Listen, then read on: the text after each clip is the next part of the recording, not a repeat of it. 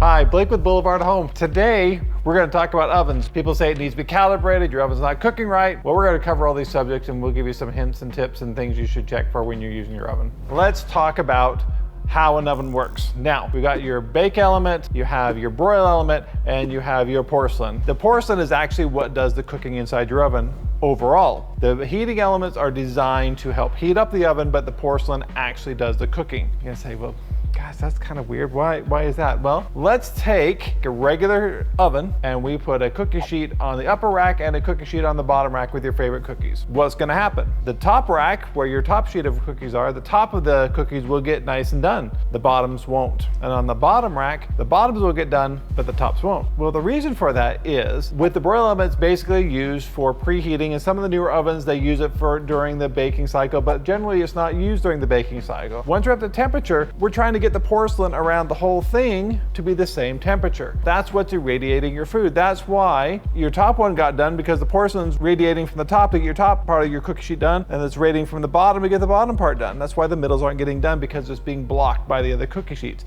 Now, convection is a totally different animal. We're not talking about convection, we're talking about normal bake. If that's what does the cooking, why am I having such a difficult time getting my stuff to come out right? Especially what they refer to as critical bake. That's anything 20 minutes or less. Why nothing comes out right. Your cookies, your cakes, your breads, why it's not coming out right.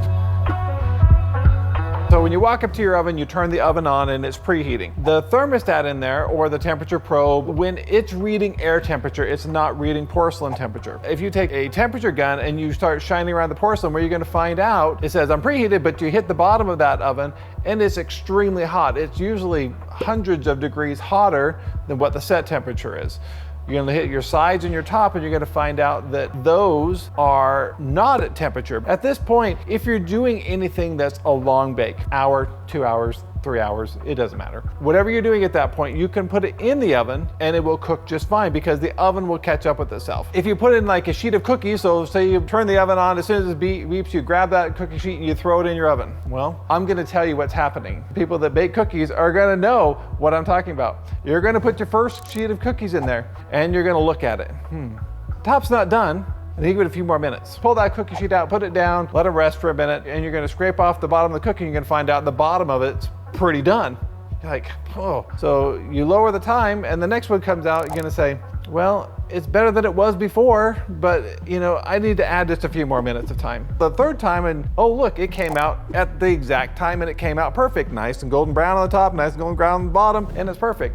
That's because you didn't let the oven warm up properly. The porcelain wasn't all the same temperature. The oven has had time now to heat up properly, so the porcelain is all the same temperature, so it's irradiating your food correctly. So it's gonna heat correctly. So my tip for you and everybody that does baking, once it says it's preheated, the oven really needs to cook about another 10 to 15 minutes for it to be at temperature, so everything is equal as far as temperature. So when it radiates your food, it's gonna come out right. So your breads will come out right, your cookies will come out right, your pizzas will come out right. Anything 20 minutes or less, you have to let it preheat longer. That's the biggest tip I can tell you. Okay, so now let's talk about oven calibrations if your oven is actually not calibrated or it's off calibration. Now, sometimes that happens. It's very rare with the newer ovens. I'll be honest with you, it's very rare, but it does happen. Most of my customers feel that the temperature is wrong because they buy those nice round gauge thermostats they get from the grocery store and they throw them in the oven. With those thermostats, the only way you can accurately measure the true temperature of the oven is you have to take those thermostats and you have to put them in the dead center of the oven, the middle of the oven, middle of the rack, and set it there, and that's how you get your temperature. Can't really do that when you're cooking stuff because you'll be setting stuff on top of it. It doesn't work very well. But if you feel your temperature's off, you can set the calibration of your oven. If you feel it's off 5 degrees to the hot side or to the cool side, you can calibrate it up and you can also calibrate it down. So you don't have to go in there and replace parts. They may be off a few degrees, but they're easily adjustable by you, the consumer, and that's something you can do yourself. We'll show you here on a Thermador. Yours is gonna be different, but we'll show you how to do it and give you an idea of how to change the calibration on there if it's necessary. Okay, so this is a Thermador oven. Your oven is probably going to be different. It's always in your use and care manual, so just check how to do it, but we'll show you how to do it on this particular oven. So on this particular oven, to change the temperature offset, we press the settings button here, and then we'll slide this over, and that says customer service, service access, factory settings, home connect, Sabbath mode, and temperature offset. Now once you see the temperature offset, whatever you feel it's set for, so we're going to press the 0 here, and then here is going to give us the ability to take it up to plus 35, or you can slide it all the way down to negative 35. So if we feel it's off, like 5 degrees to the negative, I slid too far. So all I have to do is select -5, you press that's what I want, and you press the settings, and it's going to ask you if you want to save it, and you say yes, and that will save it. Now at this point, this oven will heat up 5 degrees less than what it did previously. All this information, like I said, is in your use and carry manual. Yours is all a little bit different, but it's adjustable for anybody. Ovens are great. I love ovens. They cook a lot of good things. I bake bread.